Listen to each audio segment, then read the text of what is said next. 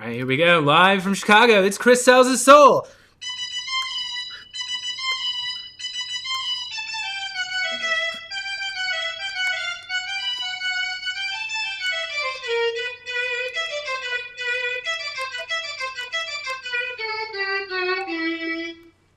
I'm your host, Chris Bogue. And this is my show where I have conversations with cool people who will help you work more creatively. Today, my guest is Kevin Dorsey. KD, welcome to the show. Hey, pumped to have you. What is the name of that instrument? I don't even know what that's called. That is, it's called an electric wind instrument, EWI for short. EWI. Okay. And it's basically an electric saxophone. It plays like a saxophone, but you can pick from hundreds of sounds to play as.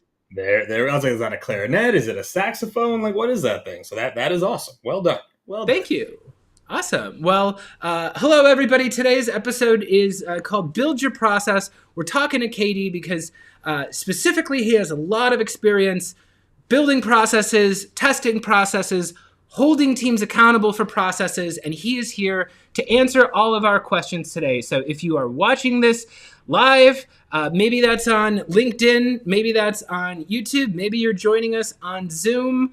No matter what it is, go ahead and leave us a comment, all right? Katie and I do not know you're here today if you don't leave a comment, so jump in. You can ask a question. So we're talking about video for sales, so we want to hear from you. What's the most difficult part about videos for sales for you, for your team? Maybe that's cold outreach. Maybe you don't do enough of them. Maybe it's people are only watching the first 10% of the video and they stop. There's a lot of areas that people have trouble with, and Katie has studied this really in depth. So go ahead, drop your comments in throughout the show. And Katie, before we begin, where can people find you today if they want to learn more from you? Definitely on LinkedIn. It's actually funny enough my only social channel. If it weren't for LinkedIn, I wouldn't be on social media at all. I'm the worst influencer out there in the world. So LinkedIn is the best place and actually the only place to find me other than in the office. So that would be it. Awesome. Yeah. My name is Chris Bogue. You can find me on LinkedIn.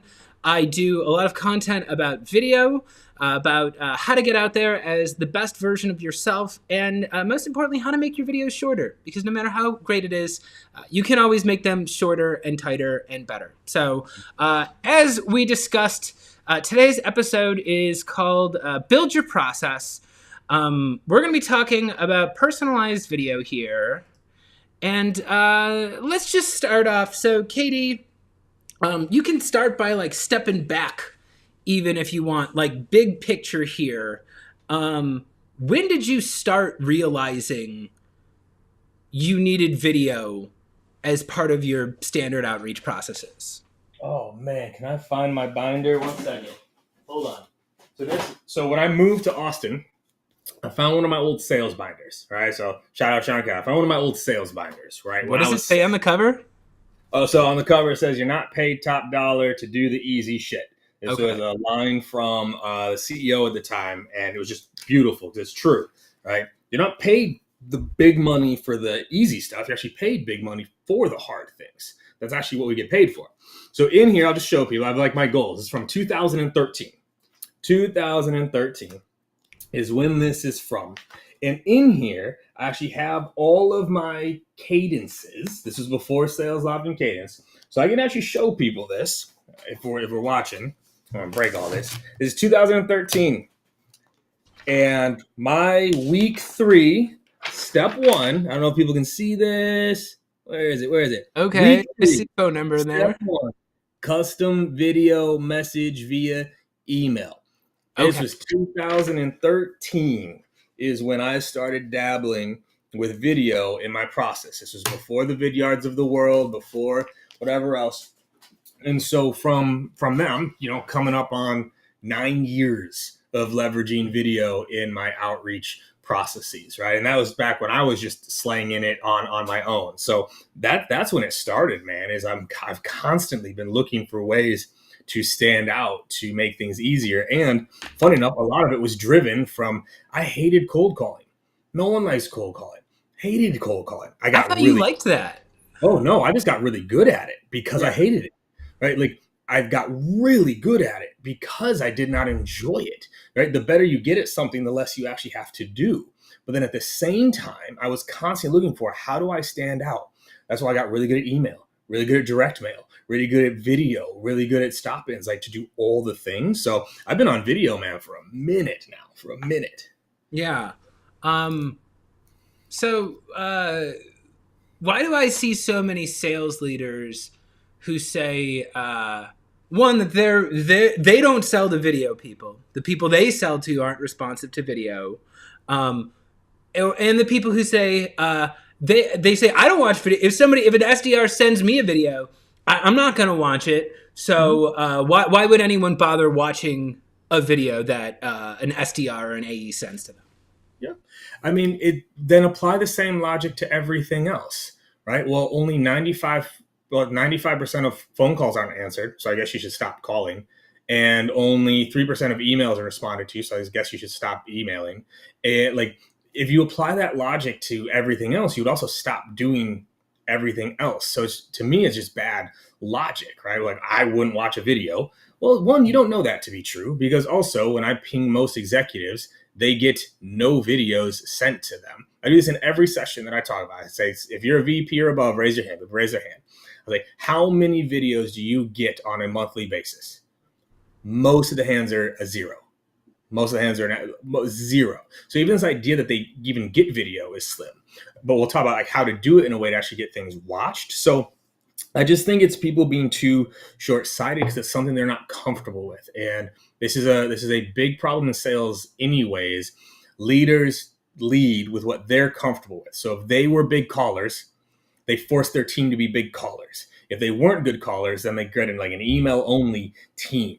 And if they weren't comfortable on video, they don't preach to their people to be on video. They just don't, because they never did it. They never actually experienced it.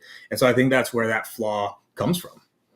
Yeah. So you are like speaking my language, Katie, because like my whole philosophy on video this entire time is, one,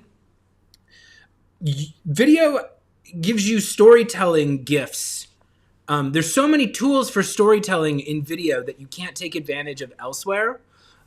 It's the next best thing to being in person. You can use your tone of voice. You can use your facial expressions. You can use on-screen text. You can use visual examples.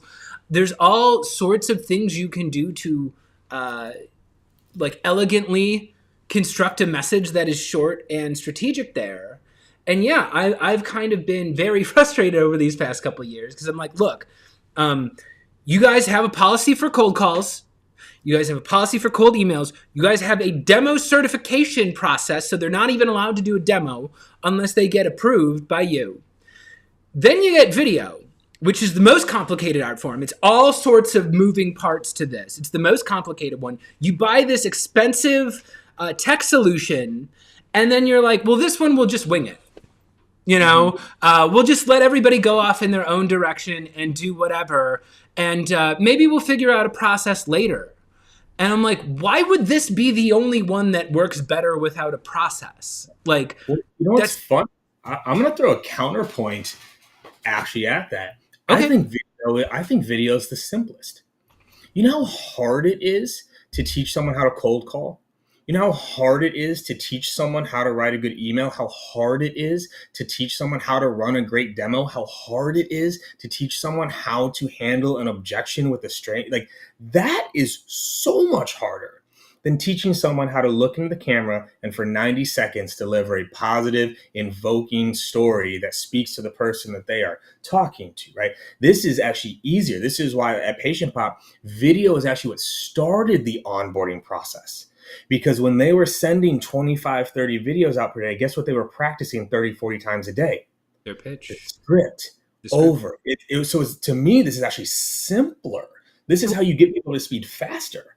Yeah, I mean, so what I'll say is, and like the reason why I'm so bullish on video is I say, look, this is the only form of sales communication where you have 100% control over the message. Like, if I cold call you and you just got into a car accident an hour ago, I could have the smoothest pitch. I could be the sweetest, nicest guy in the world. That call is not going to go well. And a lot of like how that's going to go is determined by what the other person does. In video, you have 100% control over everything. They can't even read, an email. You can have something be misinterpreted the wrong way. Video, you have control over everything. It's the ultimate control what you can control thing. But there's your on-camera performance, there's your lighting, there's thumbnails, there's subtitles, there's the subject line and the email copy around. Like, there's so much to control. And I feel like most teams don't even scratch the surface on the 30 different associated tasks with getting a video over the line. So how do you start that process? Where do you start? Is it the sales acumen? Are you starting with just getting them loose and confident? How do you get them ready to eventually be competent in all this stuff? Well, funny enough, especially at Patient Pop, and we're about to do something very similar here now at Finally, is it started in the interview process. Mm-hmm. Guess what was part of our interview process? Submit a video. It started in the hiring process this was part of the interview process to submit a video. Because if you're not comfortable on camera in video, guess which role I know you're not going to be a good fit for. So we started all the way in the interview process. And from day one, that was a part of what we did once video was a big thing. But then just like any other skill, we taught it. Like we actually taught it.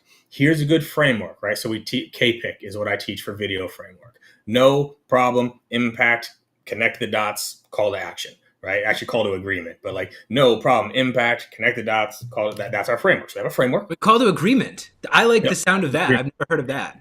Yeah. So instead, because, especially when you're doing cold outreach, right? The idea of like call to action is actually tough. It's like, what action do you want them to take? When you're sending video and emails, funny enough, you're actually looking for agreement first. Can I get you to agree to something? Do I agree that this is a problem? Can I get you to agree that you're seeing this? Can I get you to agree this is a priority? It's not even asking for action yet. I'm looking for agreement. Are you seeing this too? Have you noticed it? Has that bubbled up? Have you had conversations around this? It's an agreement that I'm looking for before I'm looking for any type of action, because the agreement precedes the action. But so I guess I'll pause there, but we teach the framework first. Here's what a good video looks like. Here's how you can keep it, right? You've never spoken to them under 90 seconds. You've spoken to them 3 minutes. Here's what good openers sound like. Here's what good one, like we taught it and then we practiced it and we reviewed it and we gave literally in our one-on-one docs, it had your top 3 videos of the week. Every week they were sharing what their top 3 videos were. We actually had the Yard of the Week award. Which one was the best video of the week? We constantly were sharing example of what was that. I didn't mean to interrupt you, but was that when you choose what's the best yard of the week, is that based on like how are you judging them on creativity or breaking through to the difficulty of the account, or what's the criteria? It was all about what they were in control. It had nothing to do with if it got a response. It had nothing to do with it actually someone getting back to you. I wanted to reward the action. So yes, creativity, language, messaging, right? Did it follow our framework, right? Like, you might have done like this super creative 5-minute video. You were never going to win because that was too long of a video. And we knew that. So it was just, gauging that of like what a good video was and then constantly sharing that with people, because then people got to keep seeing good examples of things, right? Like even now on my team at Finally, we've introduced video we actually, for my one team, it's more of an inbound team. So they're using it heavily on the follow-up game now. Right, like walking around the office, phone out, like, hey, haven't heard from you in a while. Like just where you hear the bell ringing, we're just signing up people, like we're just using it constantly, and then again sharing that type of stuff with each other. Let's talk a little bit, and like the second half of the show, we're going to be going really deep on like the data. I in general, and like this is like I've been a solo operator for a while, and I've helped a lot of other people like develop their pitch, develop their video prospecting. But I haven't been able to like really study it as much as you. And my golden rule is I'm almost always shooting for 45 seconds. And I'm doing a lot of contextual outreach around that. And we're going to talk about that in the second half. It's not phone or it's not video or phone, email, LinkedIn. It's video and phone, email, LinkedIn, and all that. But I always just assume if it's cold, if they don't really know me, maximum 45 seconds. And if we're deeper into the pipeline, like maybe this person has had like 2 meetings and I met with like a couple decision makers and they're evaluating, then maybe I bought myself an extra minute or 2 because I'm doing like a recap video and I'm talking them through pricing and different features and different options and like tailoring it to the goals they told me. But yeah, tell me a little bit more about time.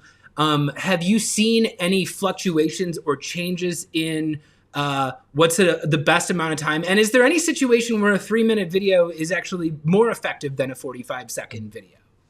So I mean, yes to all the above there. So actually, funny enough, the only one that is a no is I have not seen a change in view time, meaning like that view time has gotten shorter or view time has gotten longer. It maintains about the same, right? And so I can't actually remember who. I think it was Dan Kennedy that said this, OG copywriter, one of the best like direct response copywriters. And his big thing is there's no such thing as long or short in life. There's interesting or uninteresting. Mm-hmm. So it's not that a video is too long or too short. Is it interesting or not, right? If you sent me a video that had 5 minutes of the latest and greatest new updates on neuropsychology, communications, and how the brain interprets language to drive influence. Mm-hmm. Do you think I'm going to watch that whole thing? Like, that is incredibly interesting to me. So I'll watch it. Whereas if you send me a 45-second video on like, oh, did you see what happened on Desperate Housewives or whatever? Like, I don't even know if that's a show anymore. I'm gone. Like, I just aged myself. Like, I'm gone in 2 seconds.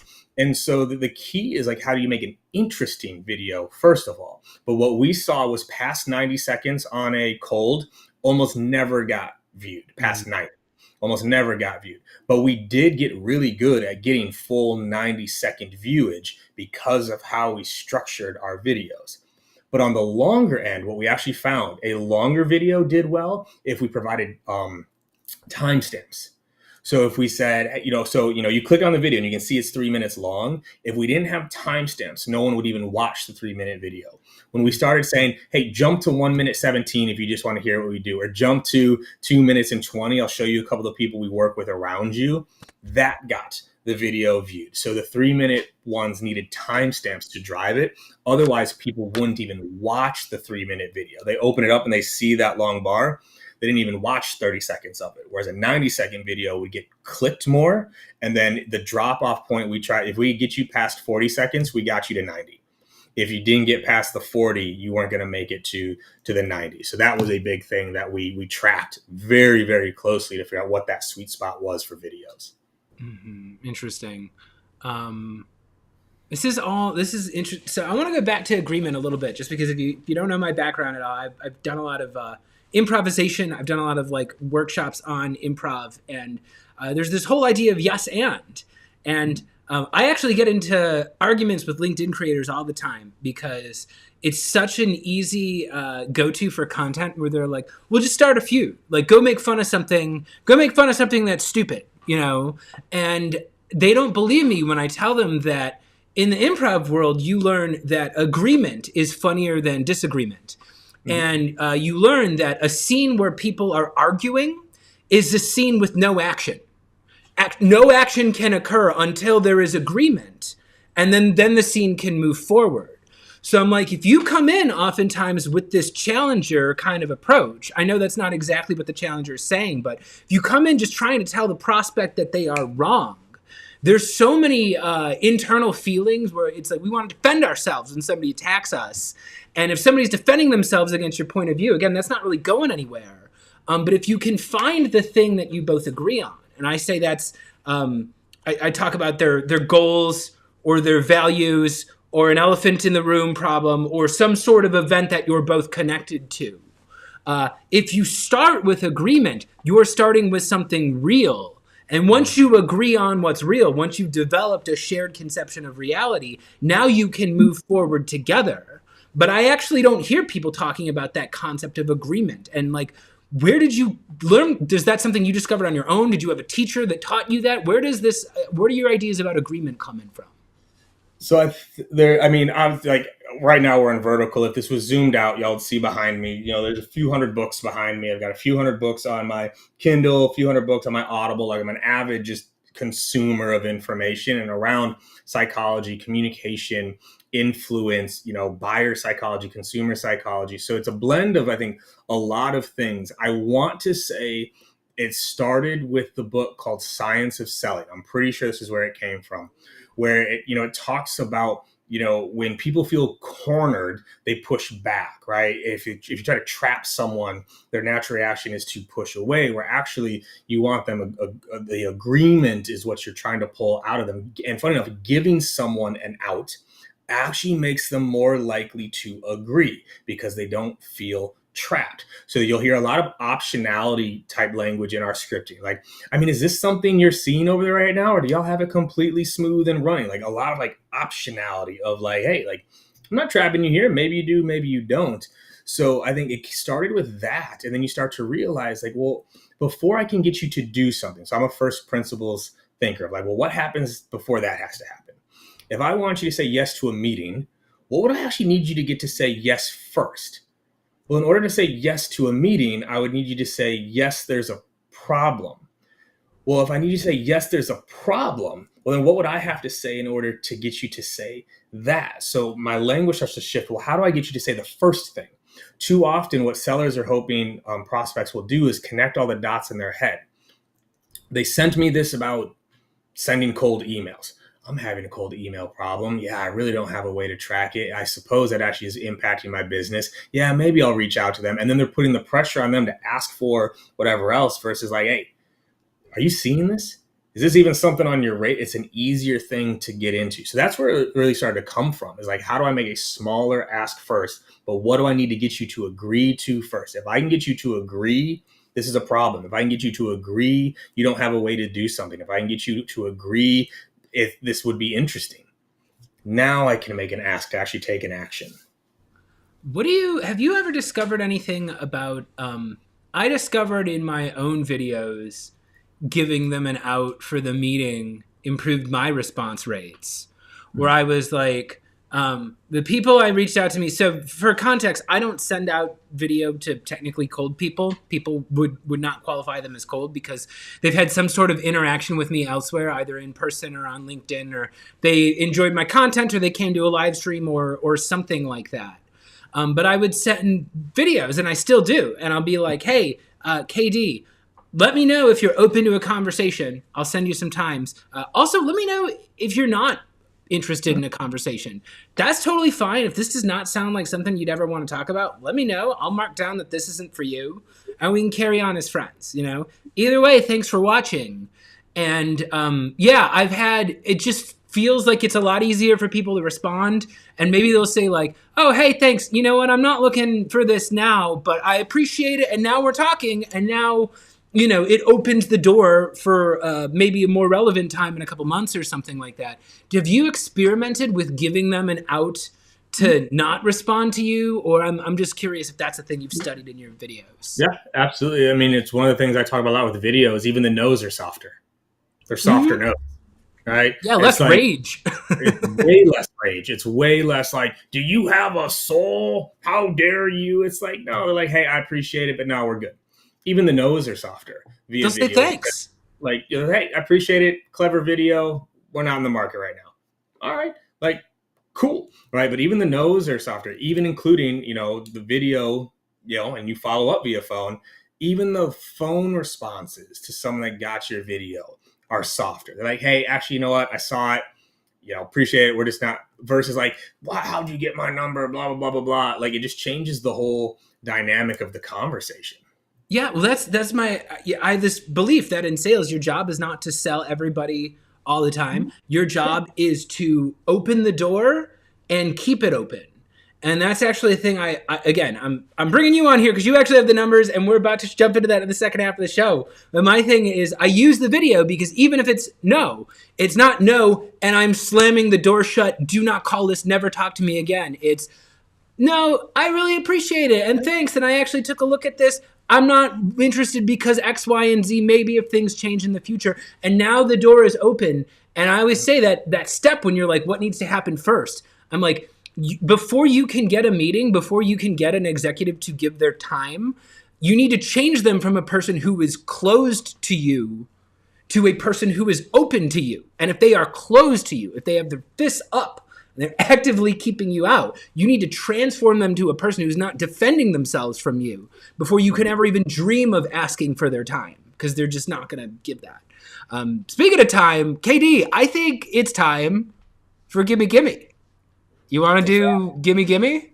Why not do some Gimme Gimme? Why not? All right, why not do some Gimme Gimme? Well, of course, I got to learn how this thing... Yeah, Gimme Gimme. So... this is, I believe, a phrase I've heard KD say before, but here at this show, we like to correct a little misconception about LinkedIn that people have. I see a lot of content about how LinkedIn is designed for friendship, how LinkedIn is a place to give away interesting knowledge or interesting facts about your life and ask for nothing in return. But on this show, we know better. Right, folks? We know that the purpose of LinkedIn is to make money, right? It's the only social media network that was created specifically so you could sell yourself, so you could get better job opportunities, so you get better employees, new clients to make more money. So once every episode, my guest and I like to take a moment. I like to jump into character, and we get to ask my audience for exactly what we want from them. So, Katie, you ready to do this? Let's do it. Here we go. Hello! Welcome to another episode of Gimme Gimme, the part of the show where we ask you for money. Katie, my audience is here. It's LinkedIn, so they got money. What are you going to ask them for? I mean, join the Sales Leadership Accelerator, y'all. It is where I am committed to helping transform thousands of sales leaders, because leaders, we're talking about this today, leaders don't get taught how to do any of this. Leaders aren't taught how to be leaders. Leaders aren't taught how to coach. Leaders aren't taught how to do any of these things, right? And so that is what that program and accelerator and community is all about, is helping leaders, right? I've trained reps for years, and it finally dawned on me that it's not the rep training that's the problem. It's the manager training, because they never get it. So salesleadershipaccelerator.com. It's got over 15 hours of leadership training, 15 hours of sales training, 30 some templates, weekly coaching calls, monthly expert calls. Get in there, y'all. It'll transform you as a leader, which is the way you actually transform your team. Right. And sales managers, we all know you don't know what the hell you're doing out there. You're one step above the SDRs. Your job might be on the chopping block in a minute, and it's not even your fault, right? Your bosses think you're a gazelle who can just be born and instantly start running. But folks, a lot of the mistakes you're going to make are the mistakes that all sales leaders make. If you want to get ahead of them, if you want to be able to succeed from a guy who's doing it at a higher level than most people out there, including video, which is not a thing I say about most people on LinkedIn, but Katie's been doing the video thing. So go to salesleadershipaccelerator.com. You can go ahead, scan the QR code on the screen, learn from Kevin Dorsey. I know I learn a lot from him. And while we're at it, you can also learn some things from me. So you see me out here all the time, getting the laughs. You see me making short video, not only short video that's funny, but short video that educates my audience, short video that is thoughtful and teaches them things in a delicate way. That doesn't just happen, folks. You need processes. You need to get your team on board. You need vision. You need to figure out who your audience is. You need to have a plan in place so you could be putting content out there even when you get lazy and don't feel like it. And most importantly, you need to get better and faster all the time. So follow Chris Bogue on LinkedIn. Shoot me a DM if you want to talk about coaching for you or your team, or for opportunities for brand partnerships. I also sell a course on video selling. We're going to watch that in just one moment. But before we do, KD, anything else you want to ask my audience for? No, I think I'm good. I think that was a good gimme gimme.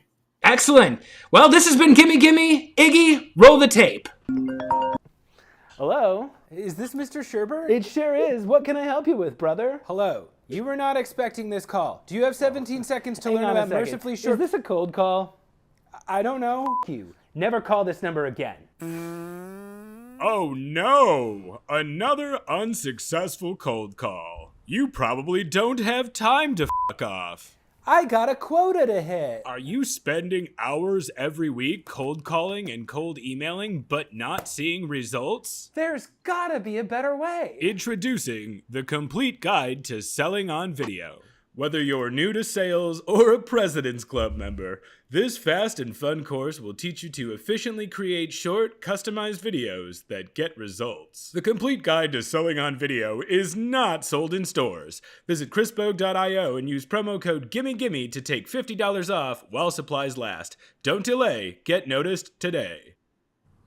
And we are back with Kevin Dorsey. So we've been talking about video here. Thanks everybody who's been joining in. If you're watching this on LinkedIn or YouTube, go ahead and leave a comment here.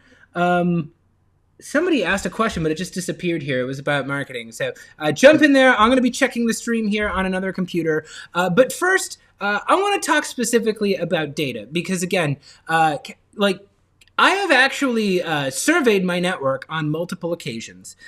These are all people who choose to be in my LinkedIn network, right? So that means they're more likely to use video than the average person. But I surveyed a few hundred sales professionals, so, SDRs, BDRs, AEs, and I found that 85% of sellers in my network send fewer than 5 custom videos per month. Mm-hmm. Right. If you send more than 5 in a month, you are like top of the top, right? People who are sending more than 20 videos, I believe that's like less than 1% of my network. Like no one is doing this, right? So you are a person who doesn't leave this up to guesswork. You don't leave anything to chance in sales because you're a sales leader and you know your numbers on everything. So tell me, what have you learned by studying the data in sales? Have you learned anything over the years that has surprised you? And what numbers do you share with other sales leaders to help them understand the role that video can be playing in their sales processes? So let's see here. The data, I'll start with click-through rates. We'll start there, and then we'll go into all the other ones. Mm-hmm. That is the number that has changed the most over the years. When I first started doing video, if you sent a video to somebody, you were seeing like 30-40% click-through rates. It's like almost that you got a video, you watched the video, right? So click-through rates were much higher 4 or 5 years ago. Now, if you're doing a good job, that first video will probably see anywhere from like a 10 to 15% click-through rate. But this is where I do things very, very differently. And I still have yet to hear anybody else talk about video this way, which is we send the video until it gets watched. So because there's a 15% click-through rate, we're going to send that same video 4 to 5 times. We send it until it gets watched. We don't just send it once. And this is why I think so many people give up on video is they send a video and it doesn't get watched. Yeah. So they say video doesn't work, which again, imagine making 10 phone calls and then saying phones don't work. Right. So this data point here is like if your click-through rate is 15 to 20%, you want to send it 4 to 5 times. That's actually how you are going to guarantee your highest likelihood of view rate across the board. Too many people stop at 1. So that's one huge data point that I share with people is like you should be targeting a click-through rate about 15-ish% on that first send, and then 10% on the second send, and about 8% on the third send, about 7% on the fourth send. That's how you start to get 40 to 50% of your videos watched.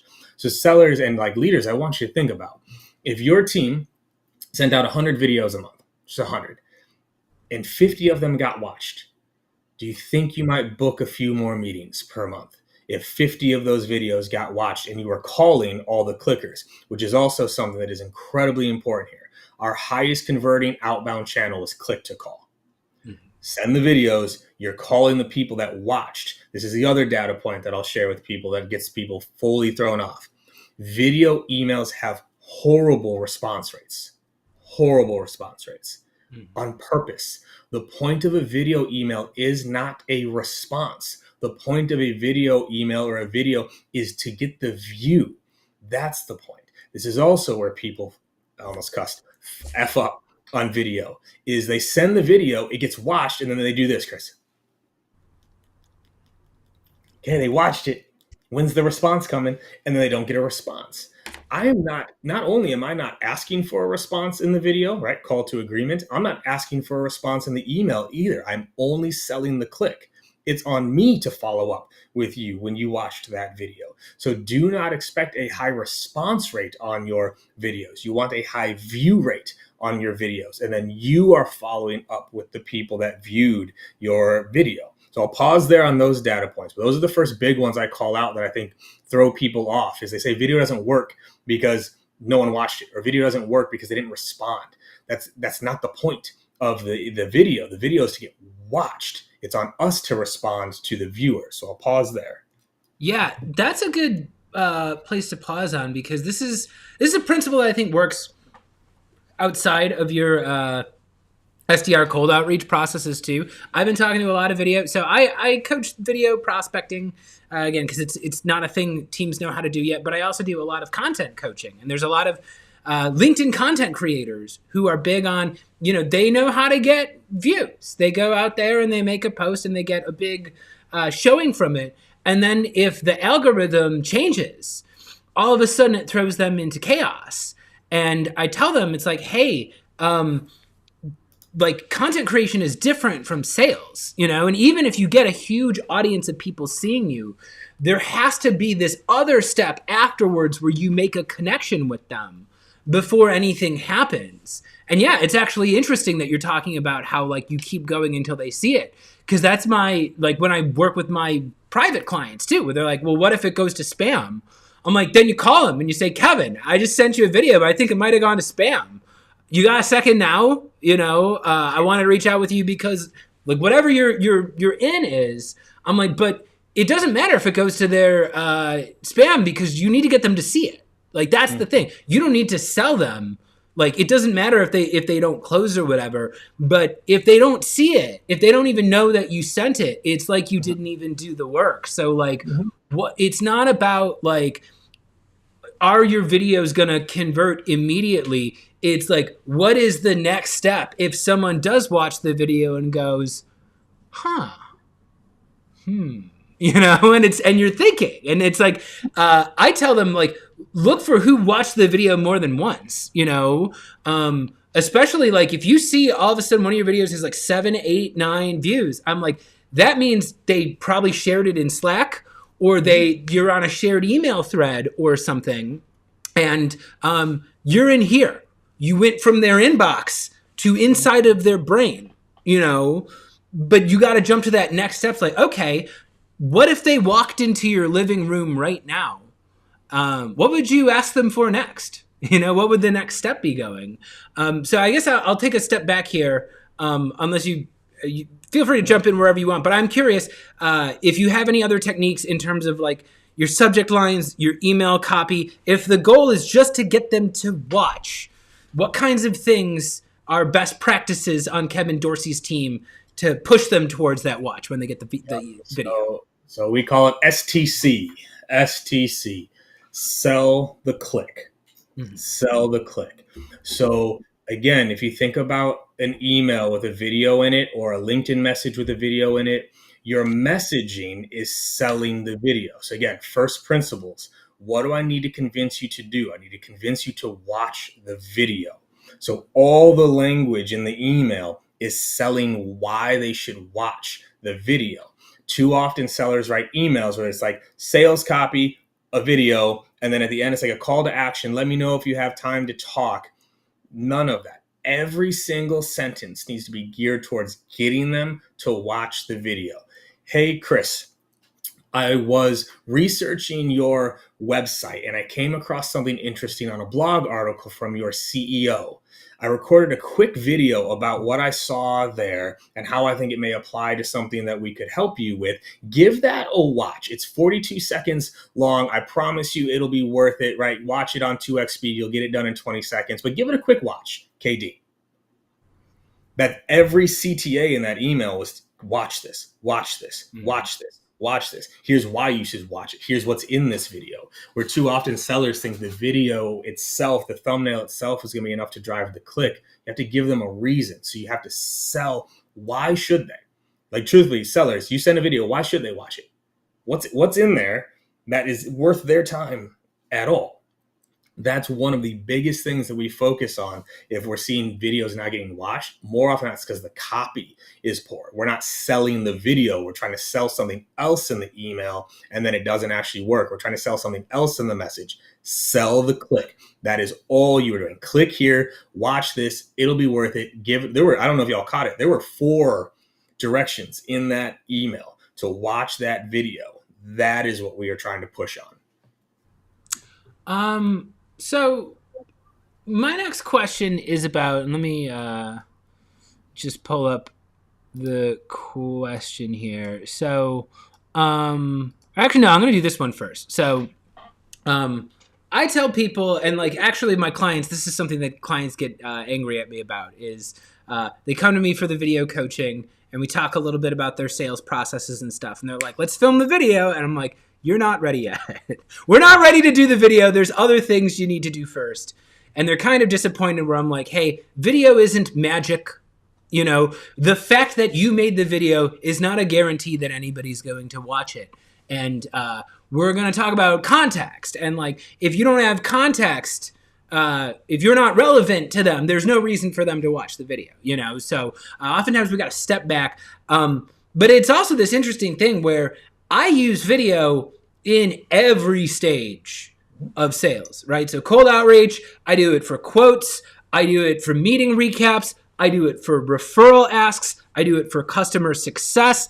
I do it to get in front of other decision makers who I'm trying to get into the net. Like, I use it for everything. And I go out on LinkedIn and I only hear about cold outreach to cold people, you know? So tell me a little bit of what happened when you ran an experiment. I saw you made a LinkedIn post that you paid sellers to only send videos. So let's start by talking about what happens when you only send video, if that's possible, what that does. And then after that, we'll talk a little bit about the data about how video best works in conjunction with other sales activities. Mm-hmm. So the question is, what happens when you pay sellers to only send videos? Yeah, and you can, if you want to tell the audience the story about like how you exempt that person from quota. And I thought that was a really interesting thing that I've never heard another sales leader do. Yeah, I mean, I'll tell you what happens when you pay sellers to send videos is they send videos and they get really good at them.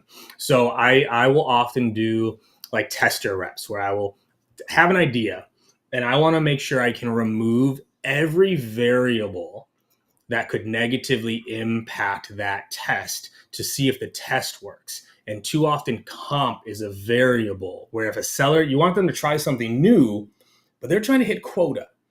And so there's an internal, battle there of like, well, if I do this new thing and I miss, what happens, right? I don't know if it will work. So when I have a tester rep, I pay them full comp, but I map out the process. Here's what I want done. And I will pay you full OTE for a month, 2 months, depending on the test, how long I think I'll need data-wise to see it, to run this process to the letter. No variances, no misses. If I say 70, I don't mean 68. I mean 70. Like, I need you to run this to the letter. And it's shocking what happens when you pay people to do a job instead of making people do the job to get paid. It's weird how this works. If I'm paying you to do this, you know what tends to go up? The doing of that thing. It's one of the most interesting concepts in sales, whereas sales, it's the opposite. We make you do the thing to get paid, right? Like I joke about this with people all the time. They say sellers are coin operated. It's my favorite analogy. Like sellers are coin operated. And I go, clearly y'all have forgot how a coin operated machine works. Because if I go to a gumball machine, I have to put the money in first to get the gumball. That's what coin operated is. Sellers, we ask them to give us the gumball before we give them the coin. It's the opposite of coin operated.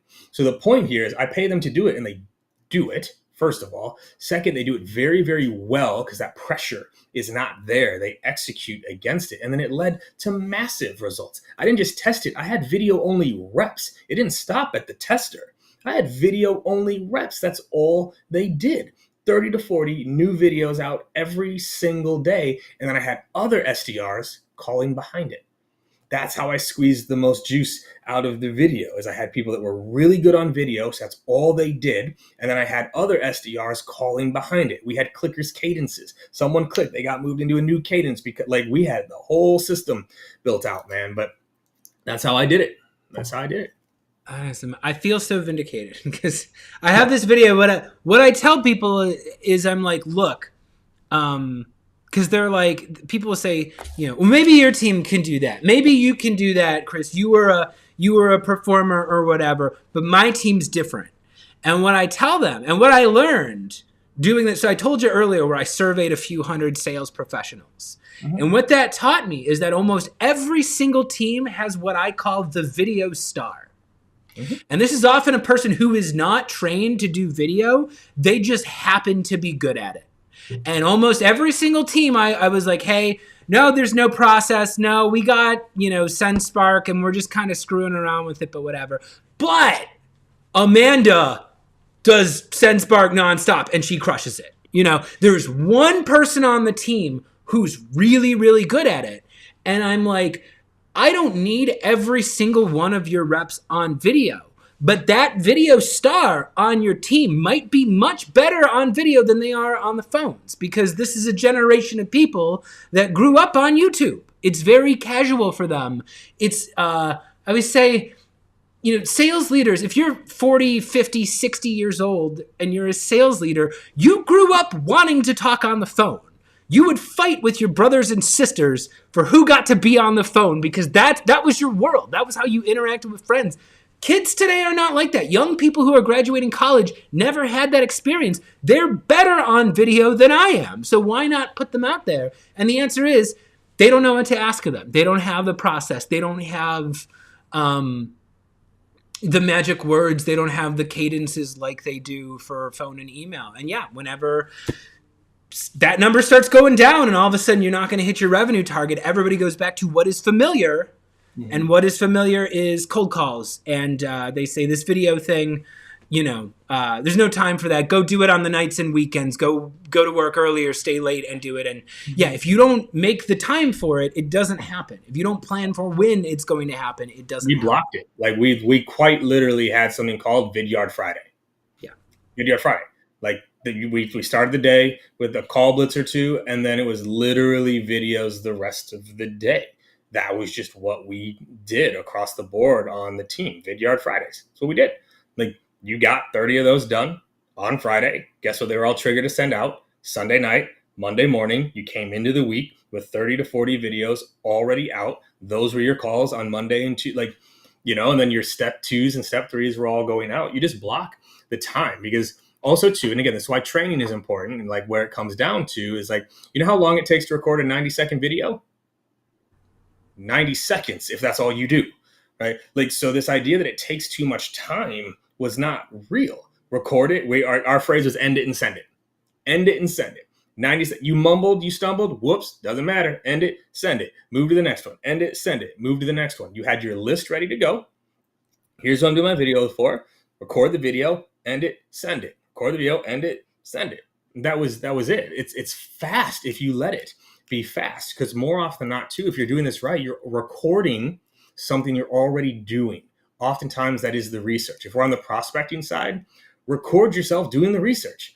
Hey, actually, I was looking at your LinkedIn profile here real quick, and I noticed you made this post XYZ. Or I have your, like, one of my favorite plays is having like their CEO in the background, have like an executive's profile in the background of the thumbnail. Like, why is that my CEO in their back? Like that type of work, like just end it and send it and go. But you just block the time for it. Just block the time, right? I've done this with my own team here at Finally. We're like, hey, y'all, this Friday, I want an hour blocked, 10 people, video out to your pipeline. Go. And that's it. Like people overthink this. They massively overthink it, right? Is everyone going to be a video star? No. Do I believe video will help everyone? Yes, I do, right? And that's why, like, I mean, I got my little gold trophy back here. What do we say? What is this bad boy? Over 130,000 videos sent in 1 year. Vidyard sent this to me. We actually broke their plan at one point. 130,000 videos sent, attributing to hundreds of millions of dollars in revenue. This is not a joke. This is not a gimmick. And by the way, we were selling into medical. We weren't selling to other sellers. We were selling to medical, private medical practices. And we destroyed on video, absolutely destroyed on video. That's great for medical devices, because I'm like, you do it so much more professionally, and it's like, I love it for getting past gatekeepers too. When it was like back when it's like, hey, we need to talk to so-and-so. Actually, what we do is if there's any interest, we make like a video presentation that you can review first. And it's like, there's ways you can, there's so much you can do. And I always tell people, there is no such thing as a phone person or not a phone person. I'm like, guess what? If you have one of these, you're a phone person. And if you're out there in sales, your competitors are not just sales reps at other companies. You're competing against Netflix. You're competing against that person's spouse and their children. Literally, there are people who are ignoring their kids right now. Their kids are like, Daddy, I need you. And they're just like, I'm busy for that. You got to get, they're not even giving their kids the attention. You got to show up. We all have one screen, people. We have one screen. Can you earn 30 seconds? Can you get them their full attention for 45 seconds? That's so much. Like, if you can do that, you're so much further ahead than everybody else in their inbox, but you got to be thoughtful about it. So I'm going to end here a little bit about building winning teams. So everybody who's watching this, if you're a person who doesn't do a lot of video, you might be saying, oh, you know what, KD and Chris, you guys like video. You've been doing the video thing for years. It's so easy for you. But I don't feel that way. I don't feel like a video star. I'm not confident on video. I feel like a total goon when I'm out there. I'm 22 years old. I'm struggling. I'm failing at my SDR job. Why the hell would an executive want to listen to me about some AI software that I sell? Like, how do you get through to that person and get them to produce performance that not only exudes confidence, but actually invites potentially an important person to, watch them or give them time or what? I think it's a lot to ask. And how do you teach that confidence to people who don't have it? Well, so you don't teach confidence, you teach competence. Competence leads to confidence, right? Like, if you know what you're doing and know how to do it well, you are confident. I can't teach you confidence, but I can teach you competence. If I can teach you enough about the industry, if I can teach you enough about the process, if I can teach you enough about the persona and give you messaging that does give value, you are now competent in what you're doing, which is what leads to confidence. And it's the repetition. I cannot stress this enough. When I say onboarding started with video, I meant it because, we had a really high qualifier bar for our hiring, right? Everyone I hired has to be able to read. Shocking, right? So people can't do that anymore, right? It's like you have to read, because once I know you can read, guess what you could do 20, 30 times a day? You could review that script and then say it into the camera, right? But they were by the time they ever got on the phone, my SDRs and my AEs had already sent out well over 150 videos. You know how many repetitions they now have, right? And the competence they have now, and then the confidence they have. Because also, you send out 100 videos, you're getting some positive engagements there. That also builds up that confidence that we're looking for. So to me, it's a competence thing first. Teach them. Teach it. Build it, right? I brought in, I did all this stuff with video. I brought in Nick Capozzi for a day for my team to talk about video and do things. I brought in people from Vidyard to talk through video. I just brought in other people that were doing it well to keep talking to the team, but we taught them. We taught them how to do it. We had the playbooks, we had the scripts, we had the frameworks, but you got to teach them first, but then too, repetition. Most people just don't do enough of it. They're and I don't know why people give up on video so fast. You wouldn't give up on cold calling after 5 bad calls, but people give up on video after 2. Right? That's what's hilarious to me is which is more uncomfortable, doing a video or being rejected on a cold call? For me personally, being rejected on a cold call is far more uncomfortable than a 45-second video being recorded, right? And it's going to help you everywhere else. It's going to help you everywhere else if you do it. Well, the thing I tell people is, especially if it's a young person, I'm like, they're really not thinking about you. They're really not, A young person on camera just gets the imposter syndrome. They're thinking everybody can see all the things about them that they haven't done. I'm like, you know what your prospect is thinking about? They're worried about, are we going to finish this campaign where we need to be? The first two letters of K-Pick, no and problem. Here's what I know about you and the problems you're probably experiencing. That's why those are the first two letters in K-Pick, because who is the prospect thinking about? Themselves. So what's the opener of the video about? Them. Here's what I know about you, your industry, your business, your world, your persona, and some of the problems that are probably bubbling up. That's why we led with it, right? Because that most people, when they open their video, they talk about them. Hey, my name's KD. I work over at Finally, and I was actually hoping to find a time that maybe we could go on, right? They've already stopped that video. Whereas when we lead with the KP, here's what I know in the problem, that's what gets the video going, and that's what helps establish credibility. Well, you could be a baby-faced, whatever else, but if you nail a problem that CTO is facing, you get the subliminal nod. That's what these videos are about. Is can I get you nodding? Or like, hey, like, dude, like Chris, you run a podcast. I listened to a couple episodes. Like, I don't know if you see this, but sometimes finding guests, getting them to show up, getting them to confirm they'll be there, getting them to respond to emails, a little bit tough. Is that something you've ever seen? You're going to get that nod from that person watching that video. And it's like, regardless if I have a podcast or not, you're resonating with that type of language. Yeah, well, and this is when I find the sales leaders who say they don't sell to video people, you know, they're like, well, I don't think a 24-year-old something else is qualified to talk about blah, blah, blah. And I'm like, hey, remember, in sales, your job is not to solve the problem. Your job is to ask the question. You got to show up and ask. You're not telling them that you understand that you're going to magically fix all their problems. You've got your questions, and you shouldn't be asking wildly different questions every time. Your job is not to get a yes from everyone. It's to ask the question to everybody. And if it's the right person at the right time, that question will land.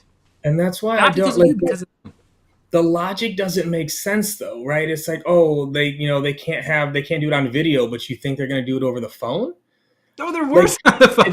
It's even worse. Like, at least over video, you could show them something. At least over video, you can go like through it. Like, I just, people are just afraid of it. And I love to lean into what people are afraid of. They're afraid to do video. Well, I'm going to lean in to it, and I'm going to do it better, and I'm going to do it more than anybody else out there. Because I promise y'all, I would challenge anybody watching this.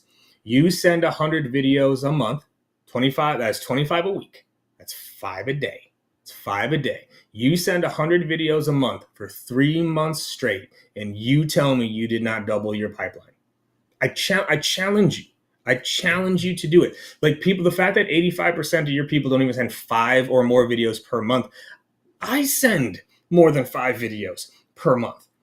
I'm a CRO at a company and a CEO of the Sales Leadership Accelerator, and I send more videos than that on a monthly basis. I block the time. I bang out 20 almost every weekend, just back to back.